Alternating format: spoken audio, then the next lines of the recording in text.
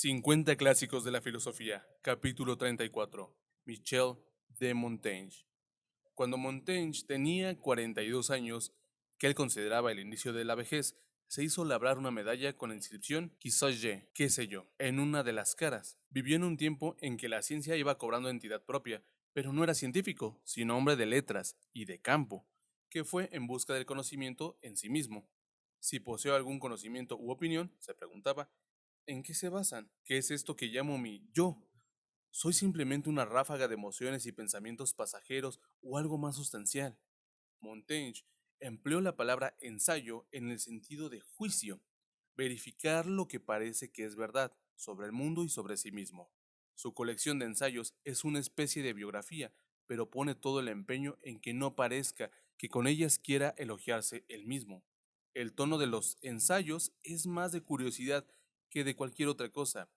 En una carta, prefacio señala: si mi propósito hubiera sido ganarme el favor del mundo, debería haberme puesto prenda más noble y mostrarme en actitud estudiada. Pero quiero parecer con mi vestido sencillo, natural y todos los días sin impostura ni artificio. De hecho, los ensayos parecen a menudo una lista de deficiencias. En los primeros años de su vida, Montaigne fue iniciado en el latín, y el libro está repleto de citas de sus héroes: Virgilio, Ovidio, Séneca, Plutarco, Cicerón, Catón y Cátulo. No lo cita para demostrar su erudición, sino al contrario, dice, emplea sus virtudes como tapadera de mis flaquezas. Algunos de los extravagantes temas de que se ocupa son de los olores, del afecto de los padres por sus hijos, de la costumbre de vestir, del poder de la imaginación, de tres tipos de relaciones y de los caníbales. Estamos ante un puñado de ensayos que parecen resumir la visión del mundo de Montaigne, una visión que influyó en William Shakespeare, Blaise Pascal, Ralph Waldo Emerson y Friedrich Nietzsche, entre otros. La debilidad y la vanidad humanas. El más extenso de los ensayos, de la presunción, es posiblemente el mejor y se puede resumir en estas palabras. Es mi opinión que él ama y la madre de las opiniones más falsas, tanto públicas como privadas. Es la desmesurada opinión que el hombre tiene de sí mismo. A Montaigne no le entusiasmaban los científicos, o al menos no siente pasión alguna por su aire de certeza. Quienes montan a horcajadas sobre el epiciclo de Mercurio y atisban hasta lo más profundo de los cielos hace que me achicharre los dientes. Con su propio estudio de la humanidad, que le dice que nos solemos equivocar incluso en los asuntos más elementales, se pregunta por qué hemos de dar tanto crédito a quienes exponen las dudas de la subida y la bajada del Nilo. Si tan repetidamente nos desconocemos a nosotros mismos, se pregunta por qué hemos de considerar fiables los datos sobre el universo. Montaigne confiesa que no ha escrito nada que le haya satisfecho y que las buenas opiniones de otras personas no lo compensan. No tiene esperanza alguna de poder contar historias entretenidas, curiosidades, y no sabe dar discursos ni formular argumentos. Su prosa es sencilla y árida, sin ninguna de las artes de Platón o Genofonte. Es bajo de estatura, lo que considera un inconveniente para quienes pretenden ocupar puestos elevados porque les falta buena presencia y dignidad. Otra de sus torpezas son el tenis, la lucha y el dominio de los animales. De la ética de su obra dice: soy sumamente indolente y sumamente independiente por naturaleza y por decisión. Habla de su escasa memoria: me cuesta 3 horas aprender 3 versos, lo que significa que nunca recuerda el nombre de los sirvientes. Otro de sus defectos son una mente ociosa y lenta, con la que solo puede comprender las obras y los juegos más simples, y la visión borrosa cuando lee demasiado. Pese a haber heredado una propiedad, admite que es un desastre en las finanzas, no distingue un cereal de otro, y hace solo un mes le descubrieron que no sabía que para hacer pan se necesita levadura. En general, reconoce Montaigne, creo que sería difícil que alguien tuviera más pobre opinión de sí mismo o una opinión más pobre de mí que la que yo tengo de mí mismo. Me confieso culpable de los defectos más mezquinos y ordinarios. No los niego ni los excuso. Sin embargo, con la aceptación incondicional de toda la amplitud y variedad de su ignorancia y sus defectos, confía en ser capaz de desvelar algunos aspectos sobre sí mismo que son verdaderos, señalando que, sea lo que fuera que desvele que soy, dado que me muestro tal como soy, cumpliré mi propósito. Al final, Lo único que le queda es su propio juicio o razón. Puede parecer extraño tal vez, pero Montaigne tenía en tan alta consideración esa facultad suya, pero también admite que es una fuente de vanidad.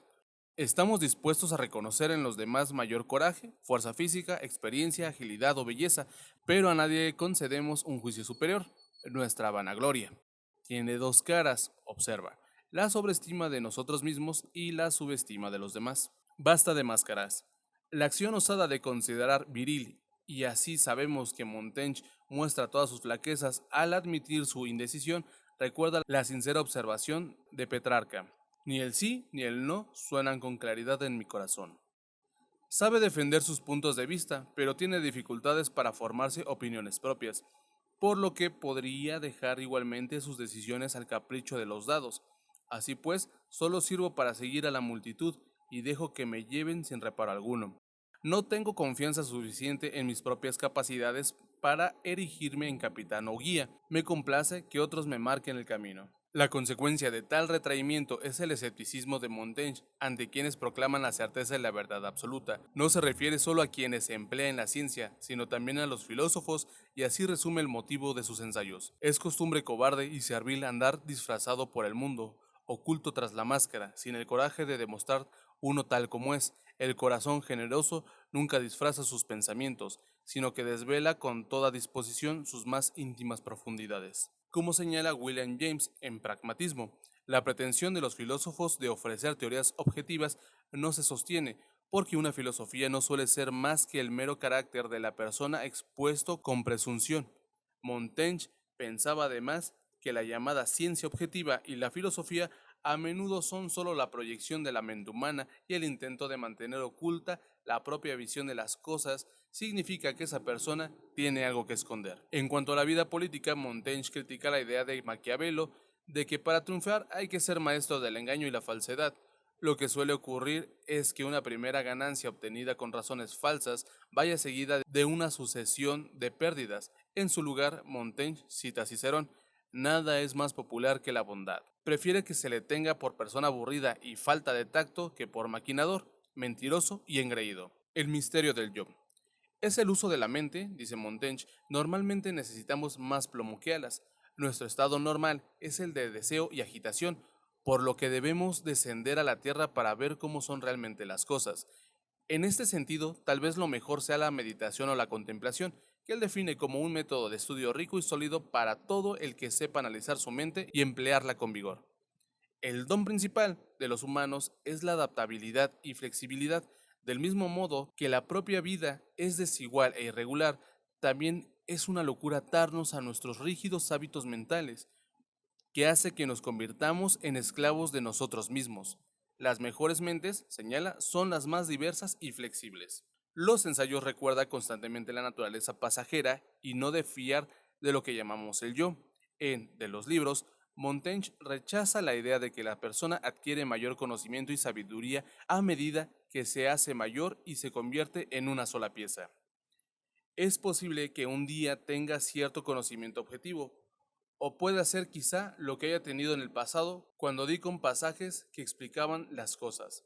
Pero lo he olvidado todo, porque aunque soy hombre de lecturas, no retengo nada. Todo lo que puede hacer, señala, es decir que en un determinado momento parece que sabe. En cualquier caso, ni siquiera desea saberlo todo. Para él es más importante vivir de forma placentera y sin excesivo trabajo. Si lee, lo hace por puro entretenimiento, y si el libro es más serio, debe mostrarle un modo más claro de autoconocimiento o cómo vivir y morir bien. Montaigne se contradice en varios puntos, aunque no es necesariamente signo de debilidad, como diría Walt Whitman varios siglos después. Soy inmenso, contengo multitudes, y todos esos yoes ven las cosas de forma distinta en cada momento. Comentarios finales. En ausencia de una visión del mundo bien estructurada, algunos señalan que Montaigne no fue filósofo en modo alguno. Sin embargo, su aversión a los grandes sistemas filosóficos o teológicos en realidad hace de él un filósofo de tipo muy moderno, que puso en entredicho las certezas científicas y religiosas de su tiempo. Sobre el tema del libre albedrío, por ejemplo, abandona el dogma de la Iglesia para asumir la idea de los estoicos de que formamos parte de un universo completo. En su ensayo del arrepentimiento, se pregunta qué sentido tiene arrepentirse de algo. La mente no puede, ni con el deseo ni con el razonamiento, alterar la más mínima parte sin desbaratar todo el orden de las cosas pasadas y futuras. Con esta actitud se entiende que Montaigne no se pudiera tomar en serio a sí mismo y con ello evitaba las mentiras que la mayoría de las personas se cuentan. Compara dos filósofos, Demócrito y Heráclito. El primero era conocido por su burla y su visión irónica de la vida humana, mientras que el segundo lo era como el filósofo llorón. Tanta era la lástima y la compasión que sentía por la condición humana.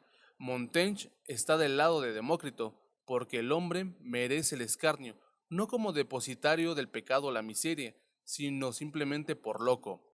No estamos tan colmados del mal, señala, como de locura. Pero el escepticismo y el fatalismo no son excusa para una vida disoluta y Montaigne, evitando las pasiones y los extremismos, refrenó, se leía en la otra cara de su medalla. Refreno, se leía en la otra cara de su medalla. Quedaba libre para la contemplación y la meditación, costumbres que consideraba que revelaban algo de sí mismo, de los demás y del mundo. Uno de los muchos ingeniosos pasajes del libro es bueno nacer en tiempos depravados, porque en comparación con otros, adquieres fama de virtuoso a muy bajo precio. Montaigne señala la observación del satírico romano Percio. Ningún hombre intenta descender a su propio interior, pero precisamente así creó un modelo más personal de filosofía.